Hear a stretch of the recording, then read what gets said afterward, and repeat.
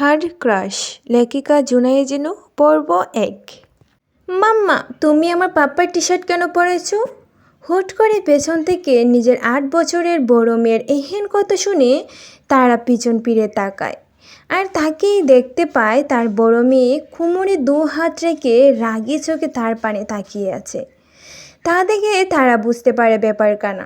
সেও কোমরে হাত রেখে ভাব নিয়ে বলে ওঠে, আমার জামাইয়ের টি শার্ট আমি পরবো না তো কে পরবে শুনি?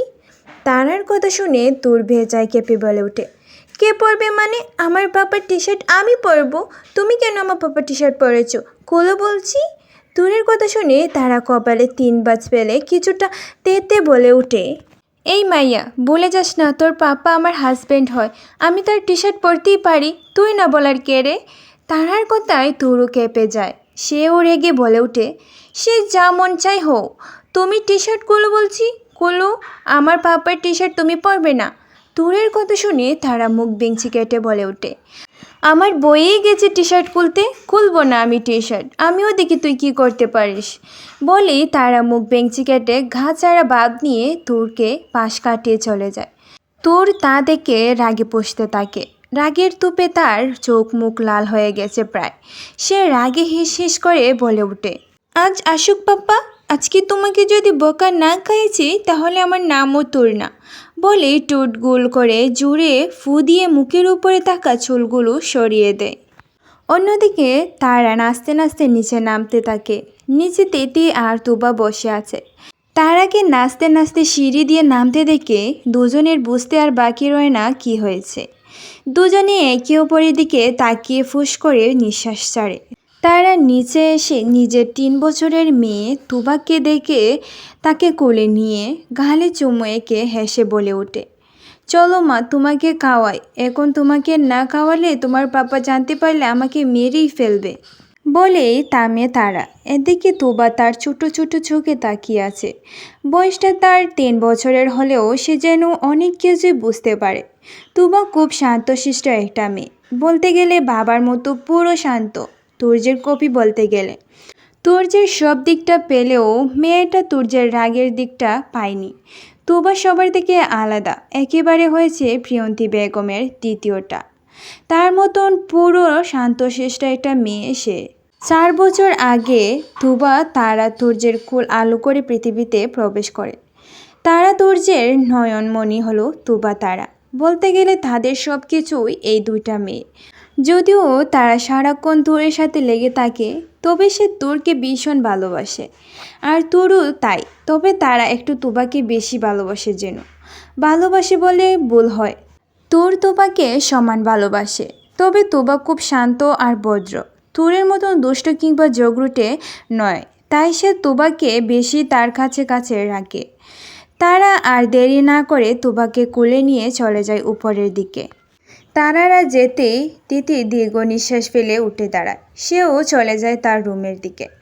এখন আর তার কোনো কাজ নেই, তাই সে এখন একটু গিয়ে রেস্ট নেবে।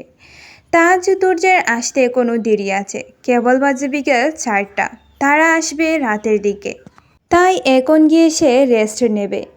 তিতির আর কোনো সন্তান হয়নি, চেষ্টা করেও সে পারেনি, তাই শেষমেশ হাল ছেড়ে দিয়ে নিজের ভাগ্যকে মেনে নিয়ে তুবাকে আগলে দড়ি বেঁচে আছে। সবটা ভুলে তাদেরকে নিজের সন্তান বলে দাবি করে।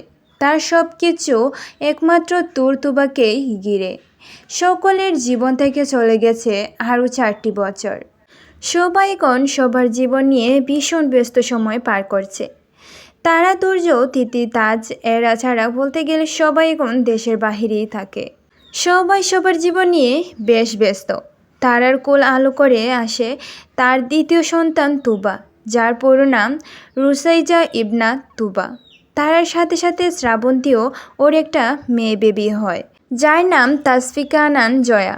ফারদিনও বিয়ে করেছে, তার ঘরে এখন একটা ছেলে ১ বছরের, নাম রিজবি খান। সকলে যে যার সংসার নিয়ে বেশ ব্যস্ত।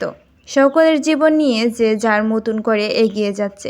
তবে সব কিছুর মাঝে নেহা, সে এখনও বিয়েটা করেনি, সেভাবেই থেকে গেছে।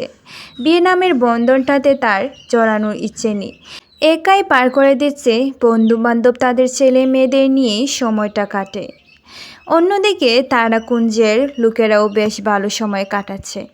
তারাকুঞ্জ এখন আগের মতো আনন্দে মেতে না থাকলেও দিব্যি তাদের দিন কাল পার হয়ে যাচ্ছে। তবে সব কিছুর পরেও প্রিয়ন্ত বেগমের মৃত্যু শোকটা এখনও কেউ কাটিয়ে উঠতে পারেনি। সব কিছুর পরেও দিন শেষে তাদের প্রিয়ন্তী বেগমকে মনে পড়ে। ইমরান খান আগের থেকে নিজেকে গুটিয়ে নিয়েছে, বলতে গেলে ব্যবসা বাণিজ্যই সব ছেড়ে এখন বাসায় থাকে। যদিও বা করে, তবে আগের মতো নয়। মাসে মাসে তারাকুঞ্জ ছেড়ে চলে যায় যেখানে ইচ্ছে তার মন চায়। দেশের বাইরে গিয়ে একা সময় পার করে আসে, এতে তার কিছুটা ভালো লাগে। তারাকুঞ্জে বলতে গেলে আকাশ, তার বউ বাচ্চা শ্রাবণ ছাড়া ছোটরা বলতে আর কেউ থাকে না। সবাই তো আলাদা আলাদা হয়ে গেছে। মেঘা তো কানাডায় চলে গেছে, আর লাবণ্য তার শ্বশুর বাড়ি। আর তারা, সে তো বিয়ের পর সেই যে আলাদা হলো আর আসেনি। তারাকুঞ্জ আসে সে তবে ঘুরতে, একেবারের জন্য নয়। তাজ তিথি সকলে যে যার মতন আলাদা। সাজানো গুছানো সংসারটা আজ আলাদা। তারাকুঞ্জ এখন খালি, কোনো প্রোগ্রাম ছাড়া হাসির জোয়ার বাসে না। যে তারাকুঞ্জতে আগে মুহূর্তে মুহূর্তের হাসির জোয়ার বাসত, সে তারাকুঞ্জ এখন বছরের কণিকের হাসিতে রেঙ্গে ওঠে। কি আজব, তাই না? হয়তো ওর সময়টা এমনই। ছেলে মেয়েগুলোর বিয়ে হওয়ার পর সবাই যে যার সংসারটাকে গুছিয়ে নিয়েছে, আর তারাও তাদেরকে মানিয়ে নিয়েছে। এভাবেই পার করছে তাদের জীবন। তারাকুঞ্জের প্রতিটা মানুষ এখন নিজের জীবন নিয়ে ব্যস্ত। রাত 8টা। তাজ তুর্য কেবল এসেছে বাসায়, আর এসেই সোজা গিয়ে বসে পড়ে ড্রয়িং রুমের সোফায়। ড্রয়িং রুমে সবাই বসেছিল। তুর্যকে দেখেই দৌড়ে গিয়ে তুর্যের কোলে বসে পড়ে। তুর্য তা দেখে হালকা হেসে তুর্যকে ভালো করে কোলে তুলে গালে চুমুক খায়।